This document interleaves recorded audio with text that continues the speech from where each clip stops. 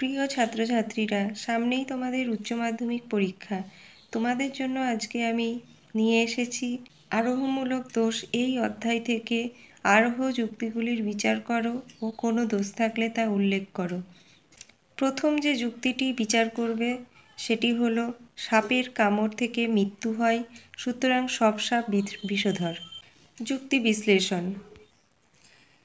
পূর্বগামী ঘটনা, অনুগামী ঘটনা। পূর্বগামী ঘটনা, প্রথম ক্ষেত্রে সাপের কামড়, অনুগামী ঘটনা মৃত্যু হওয়া।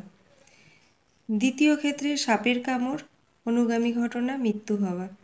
পূর্বগামী ঘটনা, তৃতীয় ক্ষেত্রে সাপের কামড়, অনুগামী ঘটনা মৃত্যু হওয়া। সুতরাং সাপের কামড়ই মৃত্যুর কারণ, অর্থাৎ সাপের কামড় কারণ আর মৃত্যু হলো কার্য। এটি অবৈধ সামান্যীকরণ দোষ। কেন অবৈধ সামান্যীকরণ দোষ হয়েছে তার আগে তোমাদের জেনে নিতে হবে অবৈধ সামান্যীকরণ দোষ কাকে বলে।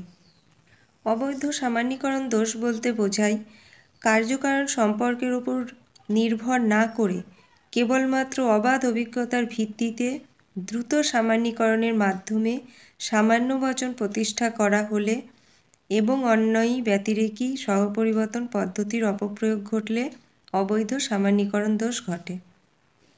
এবার বিচার। আলোচ্য যুক্তিটিতে অবাধ অভিজ্ঞতার ভিত্তিতে কয়েকটি ক্ষেত্রে সাপের কামড়ে মৃত্যু হওয়া পর্যবেক্ষণ করে। কার্যকারণ সম্পর্ক বিচার না করেই সিদ্ধান্ত করা হয়েছে যে সাপের কামড় মৃত্যুর কারণ। যুক্তিটির সিদ্ধান্তটি বহু সংখ্যক দৃষ্টান্ত পর্যবেক্ষণের উপর প্রতিষ্ঠিত নয়। সুতরাং কয়েকটি দৃষ্টান্ত পর্যবেক্ষণের ভিত্তিতে সার্বিক সিদ্ধান্ত প্রতিষ্ঠা করার ফলে যুক্তিটিতে অবৈধ সামান্যীকরণ দোষ ঘটেছে।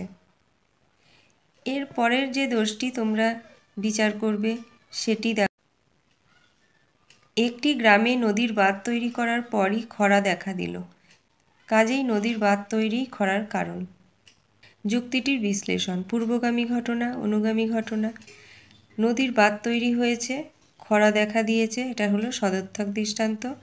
আর নদীর বাঁধ তৈরি হয়নি, খরা দেখা দেয়নি, এটি হলো নঞর্থক দৃষ্টান্ত। সুতরাং বাঁধ তৈরি খরার কারণ, অর্থাৎ নদীর বাঁধ তৈরি হওয়া কারণ আর খরা হওয়া কার্য। এটি হলো কাকতালীয় দোষ। এবার তোমরা কাকতালীয় দোষ কাকে বলে একটু বুঝে নাও।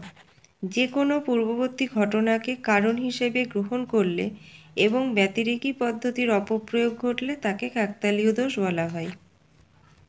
এবার বিচার। আলোচ্য আরোহ যুক্তিটিতে ব্যতিরেকী পদ্ধতির অপপ্রয়োগের ফলে কাকতালীয় দোষ ঘটেছে, কেননা এক্ষেত্রে নদীর বাঁধ দেওয়াকেই খরা হওয়ার কারণ হিসেবে গণ্য করা হয়েছে। কিন্তু যে কোনো অগ্রবর্তী ঘটনা কারণ হতে পারে না।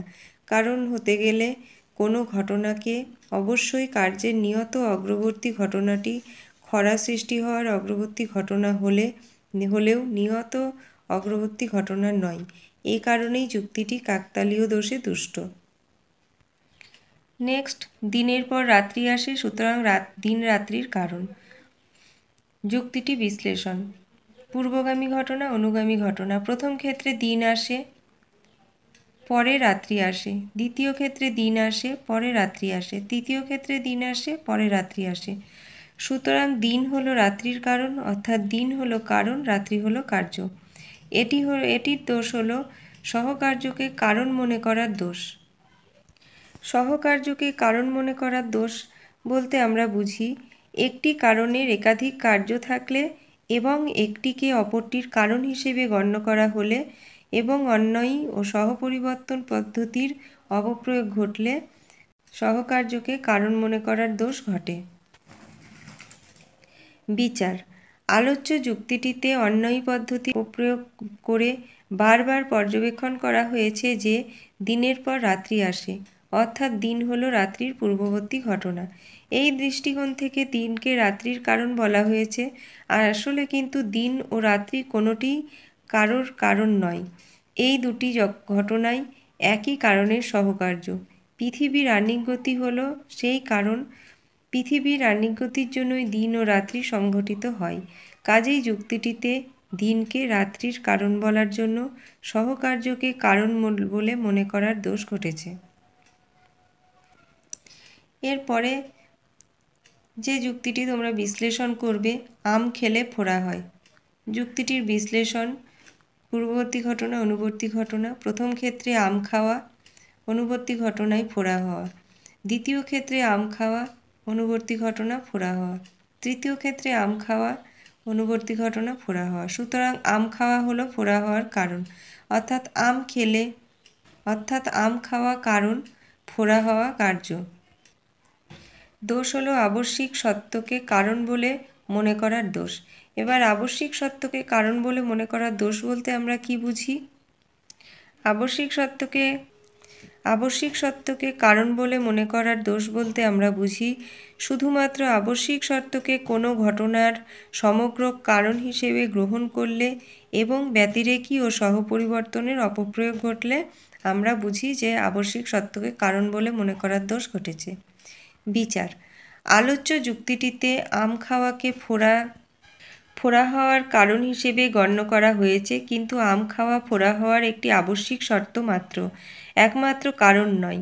এই সত্যটির সঙ্গে আরও কিছু শর্ত যুক্ত আছে, যেমন রক্ত দূষিত হওয়া, শারীরিক সমস্যা ইত্যাদি, যেগুলিকে এখানে উপেক্ষা করা হয়েছে। কাজেই এখানে কেবলমাত্র আম খাওয়াকে ফোড়া হওয়ার কারণ হিসেবে মনে করার জন্য আবশ্যিক শর্তকে কারণ বলে মনে করার দোষ ঘটেছে।